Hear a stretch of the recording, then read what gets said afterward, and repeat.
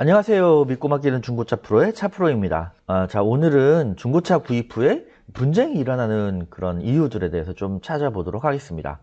제가 그 네이버의 지식인 활동을 좀 많이 하고 있어요. 그리고 네이버의 엑스퍼트라는 것도 활동을 좀 하고 있습니다.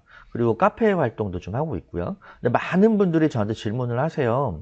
이러이러한 이유로 해서 이렇게 했는데 차에 문제가 있어가지고 이거 어떻게 해야 되냐 이렇게 얘기를 하시는데, 또는 그렇게 글로 저한테 문의를 할 때는 본인은 잘못이 하나도 없는데 이렇게 믿고 맡겼는데 차가 문제가 있다 라고 얘기를 하십니다. 그래서 이걸 어떻게 해야 되느냐, 어떻게 하면 벌을 줄 수가 있느냐, 어떻게 하면은 차를 환불을 할 수 있느냐, 뭐 이런 얘기를 하시죠. 구체적으로 내용을 객관적으로 한번 얘기를 해볼게요. 자, 첫 번째, 중고차 구입 후에 문제가 있다고 인터넷에 올라오거나 문의가 오는 경우, 뭐냐면 일요일 날인데 공휴일인데 밤 늦게인데 시운전 없이 차를 구입해 왔는데 직접 운전해 보니까 차가 이상하다. 시운전 없이 해왔네요, 일요일 날에. 비 오는 날에 뭐 비가 오니까 밖에도 못 나가게 하고 시운전이나 뭐 이런 거 못하게 하니까 하체 점검도 없이 차를 사왔는데 나중에 카센터에 가보니까 누유가 너무 심하다. 차를 보지 않고 믿고 비대면으로 구입을 해서 탁송을 받았는데 차가 이상하다. 시운전을 하고 싶은데 시운전 하려면 보험도 들어야 되고 귀찮아서 그냥 시운전 없이 구입을 해왔는데 차가 이상하다. 내용은 뭐냐면은 그냥 실차 점검도 안 했고 시운전도 안 했고 하체 점검도 안 했고 심지어 계약서도 대신해서 다 써줬고 뭐 이런 경우들입니다. 결국은 왜 이런 일이 벌어질까?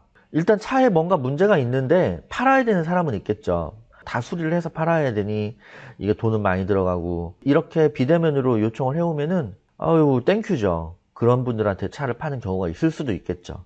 그리고 차에 문제가 없다고 생각했을지 모르지만 실제로 차에 문제가 있는 차가 많이 있거든요. 근데 그런 것들이 걸린 것일 수 있겠죠. 그러면 차 구입을 피해야 되는 시간대가 있어요. 첫 번째, 비 오는 날. 일단 판매되고 있는 차들은 상품화가 다 된 차들이에요. 즉 새차 광택이 된 차들이죠. 그런데 비 오는 날 이 차를 시운전 해보겠다고 하고 그러면 차를 선뜻 맡겨줄 수가 없어요. 시운전 해보실 수 있는데요, 시운전 끝나고 그 차 안 구입해 가실 거면요 세차 광택비 내고 가셔야 돼요 라고 말하겠죠. 그러니까 당연히 시운전이나 하체 점검이 힘들겠죠.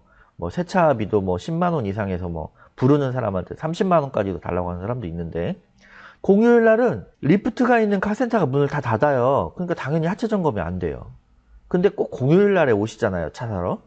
늦은 밤, 나는 뭐 평일 날에 뭐 출퇴근 때문에 늦은 밤밖에 안 돼요 하고 꼭 그때 오셔가지고 차를 구입해 가시는 분들 계세요. 사실 어두우면은 차가 잘 안 보여요. 그리고 카센터도 문을 닫아버리니까 하체 점검도 안 되겠죠. 자, 그러면은 뭘 해야 되느냐? 반드시 실차 점검을 하고 시운전을 하고 하체 점검까지 해서 문제가 없는 경우에 차를 구입을 하셔야 됩니다. 일단 그동안 제가 해본 결과 확률적으로 정차 상태에서 이상이 없다고 판단이 되는 차를 한 10대 정도를 봤을 때 한 3, 4대 정도는 시운전이나 하체 점검 시 문제가 확인이 됩니다. 따라서 반드시 시운전 하체 점검을 해야 되고 안 하면 호구가 될 수도 있습니다.